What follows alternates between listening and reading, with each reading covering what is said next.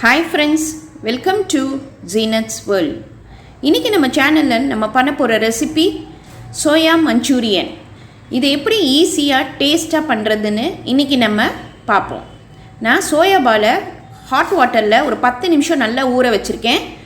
Soya பால் நல்லா ஊறி வந்துருச்சு. இப்போ நம்ம அதை தண்ணி இல்லாம நல்லா பிழிஞ்சு ஒரு பிளேட்ல போட்டு வச்சிடலாம். எல்லாத்தையுமே நல்லா பிழிஞ்சு ஒரு பிளேட்ல வச்சிருங்க.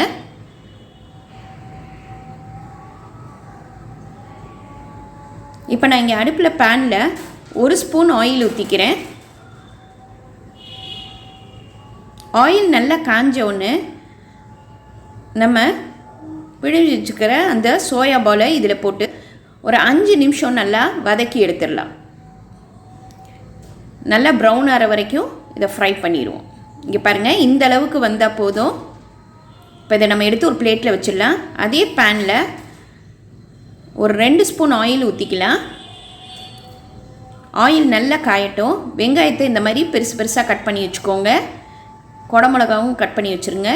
இப்போ நம்ம எண்ணெயில் இஞ்சி பூண்டு பேஸ்ட் 1 ஸ்பூன் போட்டு நல்லா ஃப்ரை பண்ணிடலாம்.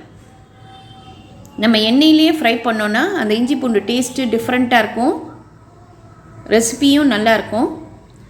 இப்போ நம்ம இதில் கட் பண்ணி வச்சுருக்கிற அந்த வெங்காயத்தை போட்டுடலாம். ஆனியன் ரொம்ப ப்ரௌன் ஆகணும்னு இல்லை, லேசாக ஃப்ரை பண்ணால் போதும். அப்போ தான் சாப்பிட நல்லாயிருக்கும். இப்போ நம்ம இதில் 1 spoon soya sauce, 1 spoon tomato sauce,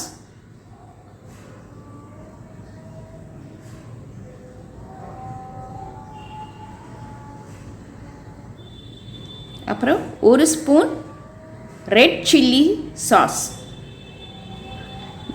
இந்த 3 சாஸ் தான் ரொம்ப மெயினான இன்க்ரீடியன்ட்ஸ். இது அதுதான் நல்ல டேஸ்ட் கொடுக்கும். அடுப்பை சிம்மிலேயே வச்சுக்கோங்க. இது கூடவே நம்ம உப்பு தேவையான அளவு போட்டுடலாம்.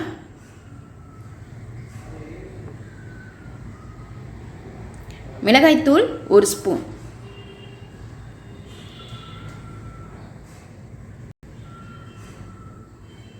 இப்போ அதை லேசாக கிண்டி விட்டுடலாம். குடமிளகாவை கொஞ்சம் லேட்டாகவே போடுவோம், இல்லைன்னா ரொம்ப வதங்கி அதோட கலர் கூட போயிடும். இந்த டைமில் போட்டால் தான் நல்லாயிருக்கும் டேஸ்ட். இப்போ நம்ம ஃப்ரை பண்ணி வச்சுக்கிற அந்த சோயா பாலையும் இதில் போட்டுடலாம். நல்லா மசாலா இதில் சேர்கிற மாதிரி ஒரு 2 நிமிஷம் நல்லா கிளறி விட்டுடலாம்.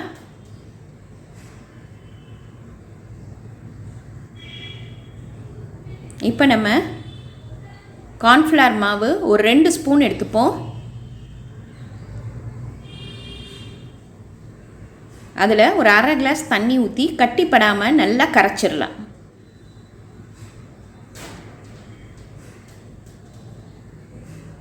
நம்ம இதில் தண்ணி ஊற்ற போகிறது கிடையாது, வெறும் இந்த கார்ன்ஃப்ளவர் மாவு கரைச்சி வச்சுக்கொள்ள அதை மட்டும்தான் ஊற்ற போகிறோம். ரொம்ப கிரேவியாக வராமல் கொஞ்சம் செமி கிரேவியாக வரும். இந்த மாதிரி வரும், கரெக்டாக இருக்கும். உங்களுக்கு சப்பாத்தி பூரிக்கெல்லாம் நம்ம தொட்டு சாப்பிட சூப்பராக இருக்கும். இப்போ ஒரு 5 நிமிஷம் மூடி வச்சு வேக விட்டுடலாம். வாவ், நல்லா குக் ஆகிடுச்சு. சோயா பாலும் அந்த மசாலாவோடு சேர்ந்துருச்சு. இதோட 1 ஸ்பூன் மிளகுத்தூள் போட்டுக்கலாம். ஒரு 2 நிமிஷம் நல்லா கிளறி விட்டுருவோம்.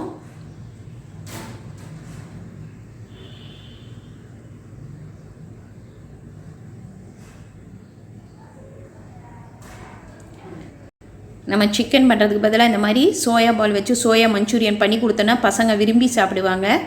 ஃபைனலாக நம்ம கொத்தமல்லி இலையை தூவி விட்டுடலாம். அவ்வளோதாங்க, நம்மளோட ரெசிபி ரெடி ஆயிடுச்சு. இது ரொம்ப ஈஸி. இன்றைக்கே இதை ட்ரை பண்ணி பாருங்கள். லைக் பண்ணுங்கள், ஷேர் பண்ணுங்கள், ப்ளீஸ் சப்ஸ்கிரைப் பண்ணுங்கள். உங்கள் கமெண்ட் எனக்கு அனுப்புங்க. தேங்க்யூ.